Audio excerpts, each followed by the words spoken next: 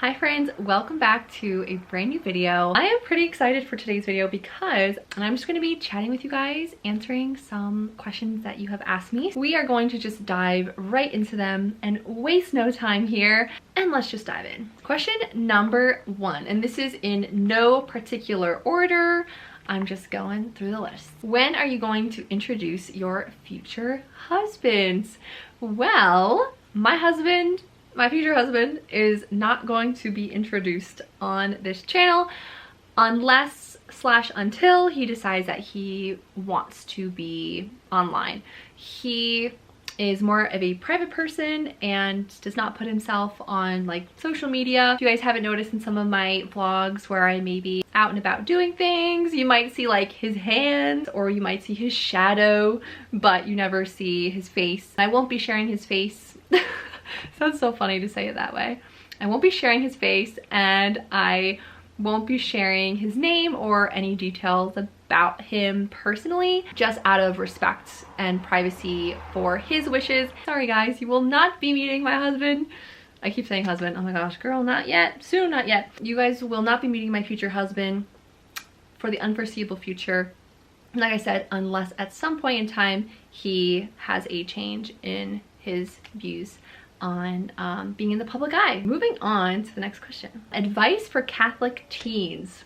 I would say get involved in as much as you can in your faith, especially because I don't know if you're going to be starting college or just working right after school or getting married or whatever, but for me personally, I went into college right after my teenage years. In fact, I guess I technically was still a teen. I was 18, 19 in college, but with that said, I'm so grateful that I was so involved throughout high school and those teenage years in like my church and just my like youth ministry. I think that really helped to set the stage and set a really firm foundation for me going into the rest of my life, especially entering into college where there are a lot of temptations and there can be a lot of distractions from the faith. So when you're a teen, especially if you're in those years pre-college, I would suggest that you try your absolute best to just be involved as much as you can in your faith and immerse yourself in a faith community, right? So like mission trips, volunteering at your church, going to conferences. I love a good conference, going on retreats, just really trying to fill yourself up in that area. I just think that that was something that helped me out so much when I look back on my teenage years. So I would say that that is a really awesome place to start. Another bit of advice I would give to Catholic teens is just to stay true to you. Stay true to you and the you that's rooted in your faith. That is like the realest, truest you that there is. So stay true to you. And especially during this time, I know it's a period of exploration as far as like what your future is gonna be, right? In those teenage years, you're starting to think about, you know, post high school, what is that gonna look like career-wise, family-wise, moving maybe, right? There are all these different factors. So I would just say again, stay true to you and don't be afraid to just make a decision, because ultimately God will walk by your side through whatever choice you make. So stay true to you when you make your decisions, but also don't look back. Like once you make your choice, just pursue it, embrace it to its absolute fullest, and just remember that God is walking with you. So you can't make the wrong choice, you know, as long as you're obviously doing what is in alignment with God's word. So you're not sinning, right? You're trying to pick something that you really believe is going to be good for your life. Like do it and allow God to walk with you and to adjust the course if he chooses to. Next question is basically like, how did I become a Catholic therapist? And then the steps to get there, and also, is it reasonable? This is a great question and I could make a whole video on this for sure. How I became a Catholic therapist. If you're looking to see how I pivoted from like nursing to being a therapist and going into psychology, I have a video all kind of about that, kind of addressing that, and I will link that for you guys so you can watch that one. But ultimately, like my faith has always been important to me in some form or another, and in my junior year of college, I decided to make a switch from nursing to psychology.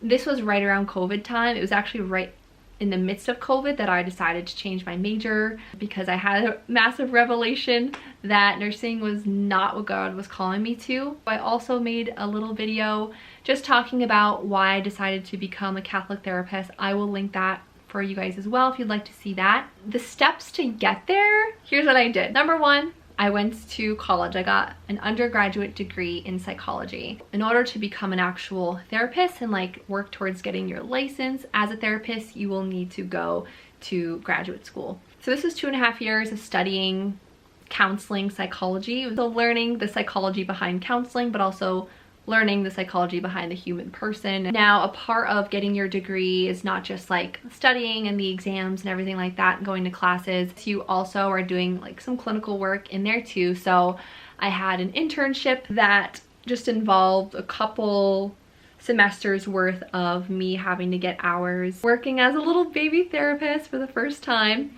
in a clinical setting and actually having clients and everything. So that is all part of what the master's program involved. Once I graduated from my master's program, the next step to take is to start getting your clinical hours like postgraduate. And ultimately, once you've reached all the requirements, which tends to be like an absolute minimum 2 years, which most people I know do not get their license in 2 years just because, you know, sometimes clients don't show to sessions, so the amount of time it takes to get your actual number of hours can be a lot longer. So it ends up being anywhere between like 2 years and 7 years to actually get those hours in. Once those hours are done, then you apply for your license, and you also have to take a licensure exam, which I took last year. And you can get that out of the way anytime after you graduate. I know I'm getting into the nitty-gritty details. You guys definitely probably did not even want all of this, but here I am giving it to you. I could go way more in depth into the whole process of like actually becoming a Catholic therapist and what those little details look like. If you guys want a more in-depth video on all of that, let me know. For the sake of this Q&A, I'm going to leave it at that. That is the rundown. There's definitely a lot that goes into it, but so worth it. I absolutely love my job. I will say for the last part of the question, is it reasonable? I think that it's reasonable for sure if you are really wanting this. If you are really passionate about helping people's mental health, helping their souls, walking alongside people's journeys. If you're really passionate about that, then yes, it's totally worth it. Is it an investment? Yes, it is. It's an investment of time, it's an investment of energy, it's an investment of money. All three of those things, no doubt about it. With that said, there are always opportunities for like scholarships, and there are different ways to kind of help with the financial side of things. With that said, it is still expensive. I went to a private Catholic school, so maybe that made it a little more expensive. That's probably the case. But I don't know, you know, there are different options out there. There are also some online programs that I know exist. You could also do, I don't know, state school that maybe you could get reduction in tuition and fees. But if you truly have the passion for it, I say it's so worth it. It's so worth it, especially if you feel that God is calling you to this. I mean, obedience to his will is so key. So if you discern thoroughly and you're like, yes, this is what God wants me to do, all I can do is encourage you to at least take those first steps. And we need more people out there who have a viewpoint rooted in the truth, rooted in faith, who are also willing to step out into the world and help others on their life journey. So totally worth it, you guys. But let me know if you want me to go more into that, because there's a lot to unpack there. Next question, do I have a favorite form of prayer right now? That is a great question. I just filmed a morning prayer routine, so you guys are welcome to check that out for a little bit more in-depth look at kind of how I pray in the mornings in particular. But as far as my favorite form of prayer, it really is so hard to pick one. At the moment though, I will say I've been getting more into Lectio Divina, which is basically just meditation on a particular passage in the Bible, a specific story in the Bible, meditation on that, really reviewing it, a couple times through and allowing that to kind of sink in, and then basically meditating on what God is trying to communicate to you through what you just read. I find it really, really beautiful because you just never know what God is wanting to reveal to you, and you're starting with his word, and then that trickles into a conversation with God. So I would say that has been my favorite form of prayer, at least as of lately, just because I've been getting more into it again after kind of exploring different types of prayer over the last couple of months, whereas I used to do Lectio Divina far more actually when I was like kind of in high school. So I'm glad to be back. Next question. Have I ever encountered any pushback from my colleagues in the mental health field because of my Catholic faith? And has this ever been a struggle for me? This is just my personal experience. I am so grateful that I have not experienced any pushback. My job is incredible in that when I signed on with them, they actually told me that I could kind of have like a little bit of a niche. You know, I could kind of pick which kinds of clients I might see, and I can even kind of market myself in such a way. So basically, they were giving me the invitation to really be open about my faith, and actually I'm able to even say that like I can integrate faith into our work together, like into my work with clients, because the workplace that I'm in is so open to like each clinician really just owning who they are, because that's how they match clinicians with clients. I've been able to just fully embrace my faith in that way, and it's been so awesome. So I have not experienced pushback from any of my coworkers or anything, which has been so awesome. With that said though, have I experienced pushback, so to speak, in other moments throughout my career prior to this job? Indirectly, I would say yes, there was a little bit of that. To be honest, sometimes, yeah, there were some struggles, I will say. And it's interesting because I think I experienced more of those struggles in grad school, which was actually a Catholic university, and I really wanted to be there because of that. But the program itself was incredible, like absolutely prepared me just unbelievably for this field. But they never touched the faith, which was just so interesting for me and kind of shocking being there. That, you know, it was very, very, very lightly talked about. Maybe once or twice it would be brought up that, you know, there's research, there's evidence to support that having faith or believing in a higher power can help clients' outcomes. But for being a Catholic university, we really didn't actually talk about our faith. Because of that, I did a lot of my own research kind of into faith and how it relates to psychology. There wasn't much of that in the program, which did lead to some interesting interactions sometimes. There were definitely some instances where, you know, when we're giving presentations or talking through different issues, that I would take one point of view and a lot of my classmates might be on a totally different wavelength. Probably for every one of you, maybe I've experienced something like that. But I guess overall, thank God, I have really not had much or any pushback, specifically in the mental health field as a Catholic. Next question is advice for a 17-year-old. Now I feel like I answered this a little bit in my previous question, just like advice for Catholic teens. Advice for a 17-year-old, again, I would just say stay true to you, especially during this time when a lot of people are probably starting to figure out who they are and try different things, right? Explore different friend groups, explore different interests. You know, you may witness some people that you know taking a path that is not one that you would take. I would just encourage you to stay really, really firm and true to you. And don't be afraid to be different. Don't be afraid to be bold in who you are as a daughter of God, right? And really living that out in your life. So if you're trying to figure out friendships, or you're trying to figure out how to move forward as far as like a job or school, I would say just go back to trusting that God is going to lead you wherever he's supposed to. And even if you see your friends or people in your life diverting and kind of going down past that you maybe don't feel so comfortable with, don't be afraid to just keep doing your thing. Again, this is advice I would give anybody at whatever phase that they're in their life. I would say though, also at 17, don't be afraid to try new things as well. Don't be afraid to take on new challenges or new opportunities that may be presented to you.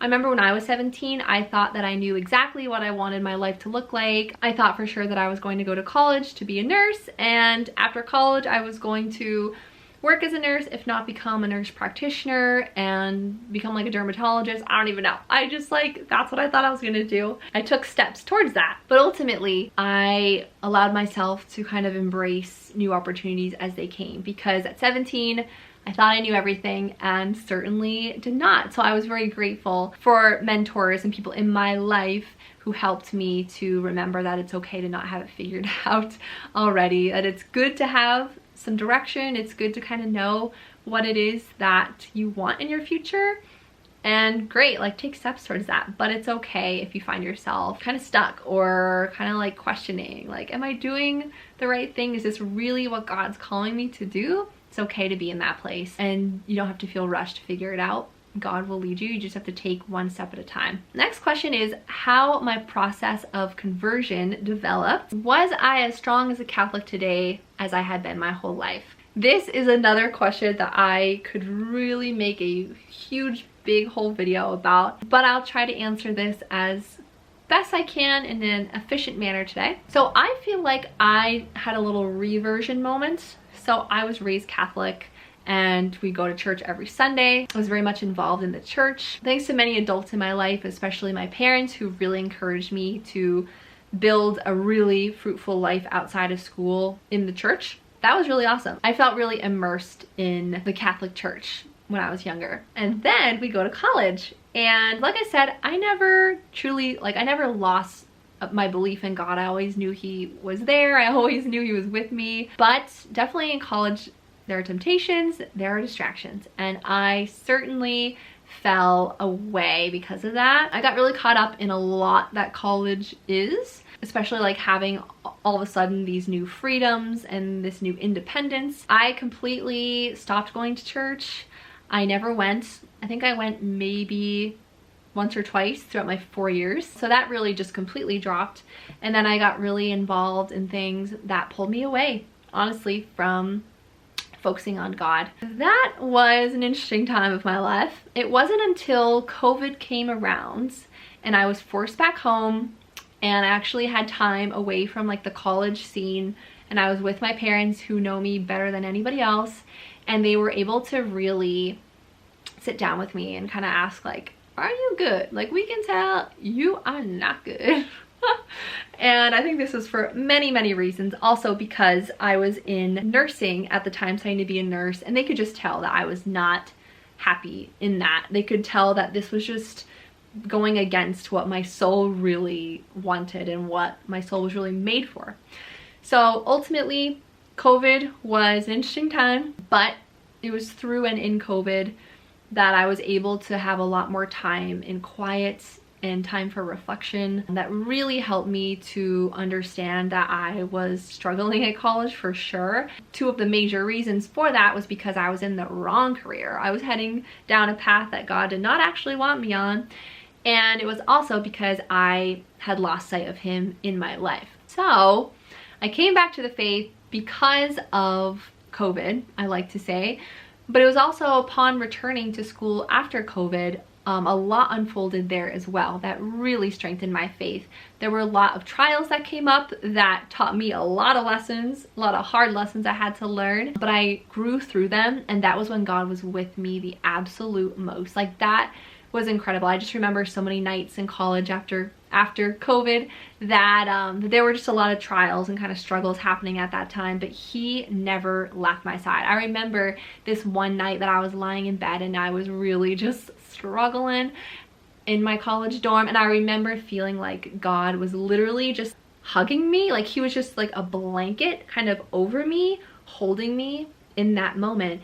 And it was very much, it was just so consoling, and it was just this feeling of deep peace, and it reminded me that He was there with me despite all the times I'd turned away from Him throughout college. And this was my senior year, and I remember after that, it was like a Friday night, right? And Friday nights I knew what everybody else was up to, but something in me said, I don't want to do that. I need to go to the church.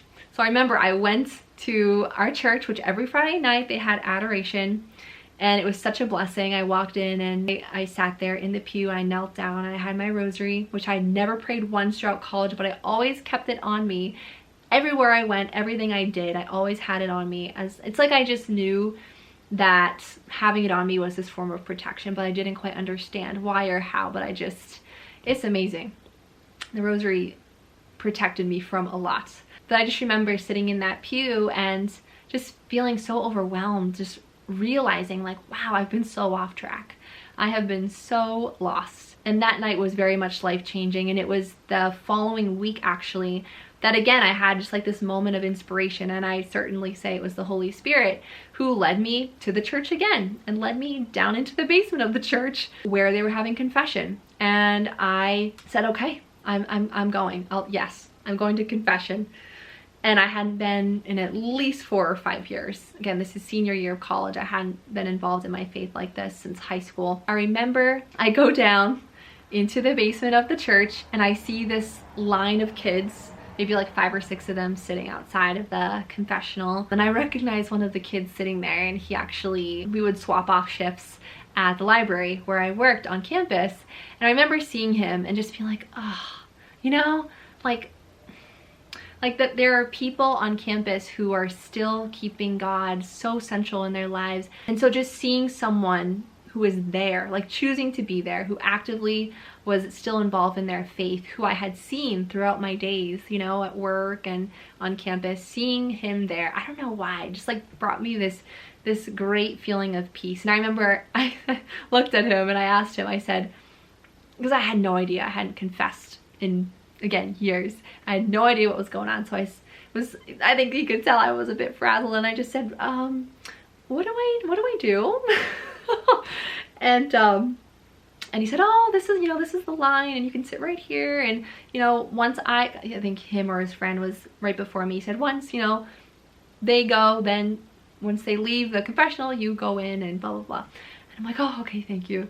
So of course I had some familiarity for how confessions go, but I just felt like a fish out of water. And I remember going into the confessional, I was just completely an open book. I had no rules set for myself. I had no expectations for how to even confess. All I knew is that I had things I wanted to confess and things that were weighing on me, and I just poured them out. I just poured them out, guys. This was like the most candid confession I've ever made in my life. And I remember at the end of it, the priest just was so incredibly loving and so incredibly just pouring out this mercy and understanding and lack of judgment into my life and into my heart at that time. It was so overwhelming. And I just remember feeling so emotional and just feeling like, okay, yes, like like coming back to Jesus, this is what I've been needing. This is what I've been missing. And I walked away from that confessional just feeling so revived and just so ready to go full throttle back into my faith. And, you know, I wish I could say that after that everything was rainbows and butterflies and I just, you know, was a perfect Catholic since then. Certainly not. That was a very, very pivotal experience for me at the end of my college years that really helped to kind of kickstart my I guess reversion back to my faith. But actually, you know, guys, over the next years that followed from that, I ended up exploring even like Protestantism. I was like, I wonder what is the truth? Like maybe I should explore this. My path was definitely like this, even though I had that really pivotal moment in confession. I was not perfect, right? Like we still sin. I still had temptations and distractions and things that made me fall back into sin. But there were so many moments after that in my mind were really pivotal and like the kickstart of me getting more into fully relying on Jesus in my life and inviting him back into my life. So yeah, since then, guys, it's still been a journey. I think that what has really helped me to feel even more convicted in my faith and made it to even more of a top priority in my life has just been surrendering myself to him and giving all the credit to him for helping me through some challenging times during school, and also different experiences that have helped me so crucially. Different people that have come into my life who, you know, I was trying to figure out, are they here for a season? Are they here for a reason? Like, what are they here for? And then ultimately, as I look back, I've seen that a lot of people who were trickled into my life since kind of that college moment, a lot of them were there to help point me to God, to help point me back to Jesus, to help me learn more about my faith and become more convicted in the truth. So that's kind of where we stand, guys. There's so much more to get into there. The last thing I'll mention, something that really helped me grow even more convicted in my faith at this point, was I had actually discerned becoming a nun, and I had gone to a come and see retreat with some Benedictine nuns, and my experience with them was absolutely so transformative. Just seeing their devotion to Jesus, seeing them give their whole entire lives over to him, and some of the things that happened during my come and see retreat, I walked away from that retreat even more just like aflame for Jesus. So I'll just throw that in there. There's so much more to get into, but I know I probably don't have time in this video. If you guys want me to expand even more on kind of my reversion story and all of that, just let me know. Next question's kind of funny, love it. Why did you stop the other channel, the one about redheads? If you guys didn't know, I do have a channel. I haven't taken it down yet. I do have another channel called Relatably Redhead. I started this channel, I think, like in college or the end of high school, but ultimately I just made videos, like ones that I thought were kind of funny or relatable, related to being a redhead. Why did I stop that channel? Actually, the reason I stopped it is because I just felt like I was putting so much attention on looks, so much attention onto something that is so temporary, like my hair. It just made me feel weird, and it just kind of felt like this isn't something that is sustainable to keep making videos for, you know? Like, I love my hair, but I'm not trying to make it my whole personality, or yeah, that's the reason why. I just didn't feel like I had the passion to keep talking about being a redhead, and I also just felt like it wasn't really something that God was calling me to pursue further. But if you're still interested in watching those videos, the channel is still there, the videos are still up, and yeah, you can check it out if you would like. The last question, advice on building faith-filled friendships as a young Catholic woman. Well, the first thing that I would say here is that I am definitely not perfect at this. In fact, I have faced quite a few struggles in this area myself. I think especially because, well, for a couple reasons. Number one, I am naturally very much a homebody. I am very much an introvert, so it already kind of goes against my first instinct to kind of go out there and want to be super social. I know it's good for me. I know God calls us to community, but it just goes against my initial instincts. Another reason why is just because I live in an area where there just aren't a lot of people my age who are really like in the church. A lot of people just drifted, unfortunately. So like I said, there aren't a ton of people who are my age who are pursuing the faith. So it's been a struggle for sure.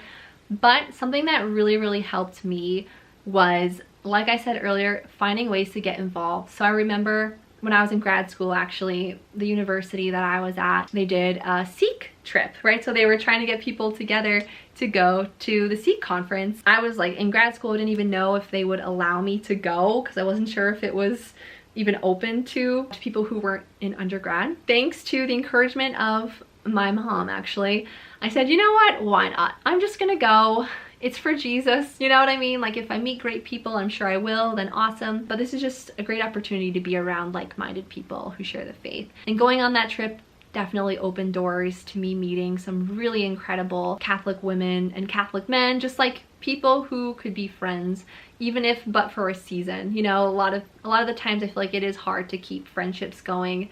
They do take effort, you know, and it's hard to stretch your energy thin towards tons and tons of people. But I would just say, if you have the ability ever to go to some sort of event, whether if it's a conference or a retreat or something where there are going to be other people, especially like other young Catholic women, I would say take advantage of those. Put in some effort to stay in touch with them after. You know, if you're really looking to build those friendships, it is a two-way street, so we can't guarantee that the other person is going to have the energy or the output to keep the friendship going to the level that you would like, But if you are at least putting that time, energy, and effort in, then at least you can say that, you know, and hopefully that person will be in a similar spot and you'll be able to build some sort of friendship going forward. I would say too, I've found that it's important not to take it personal if, as a young adult, you know, people aren't as jazzed up to start new friendships. I think at this point, a lot of people are just being pulled in a lot of directions, their career and maybe their relationships or whatever their state is in life. But I would say just like don't take it personal if that is the case, but just keep trying, you know, keep inviting. And I think that's important too. Don't give up. Don't give up on finding young Catholic women out there as friends, because they're out there. I think there are a lot more of us out there than you might assume. And a lot of times we're just waiting for an invitation to go get coffee or go to mass together, something like that. And Catholic friendships are just so beautiful and so important to have. So you guys, this was my candid answering of your questions, and hopefully you also feel like you kind of know me a little bit better, and maybe this video helps you in some way. I would totally do another Q&A in the future, so feel free to leave your questions below in the comment section and I can answer those in another future video. But also, if there were any topics that I talked about today or any questions that you would like more content around, please let me know, because I know I tried my best to keep my answers at least semi-concise, because there were a number of questions I wanted to touch on them all while keeping this video at a reasonable length. But again, I am so more than happy to devote a full video to any of these questions or any of these topics. So just let me know in the comments and I will try my best to get to those. So thank you guys so much for even asking these questions and putting them out there. I really hope you guys are doing good and having a great summer so far. I look forward to seeing you in my next video. And on that note, I'm about to go on a phone-free retreat tomorrow, so I need to start packing. So I will see you guys in my next video. Take good care. Bye.